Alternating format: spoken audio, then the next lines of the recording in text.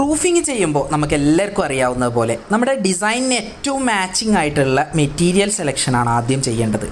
ഇവിടെ നമ്മുടെ വർക്ക് ഒരു കൊളോണിയൽ ഡിസൈനിലുള്ള വീടായത് കാരണം അത്തരത്തിലുള്ള ഒരു റോമൻ പ്രൊഫൈൽ ടൈലാണ് നമ്മളിവിടെ സെലക്ട് ചെയ്തിട്ടുള്ളത്. ആൾറെഡി ഫ്ലാറ്റ് കോൺക്രീറ്റ് ചെയ്തിട്ട് അതിൻ്റെ മുകളിൽ വരുന്ന ഒരു റൂഫിംഗ് ആയത് കാരണം ഇൻഡസ്ട്രിയൽ വർക്കിൻ്റെ മുകളിൽ വൈറ്റ് ക്ലേ ആണ് നമ്മൾ പ്രിഫർ ചെയ്തിട്ടുള്ളത്. നാച്ചുറൽ ക്ലേ ആകുമ്പോൾ അതിൽ ഫംഗൽ ഗ്രോത്ത് വരാനുള്ള സാധ്യത ഉണ്ട്.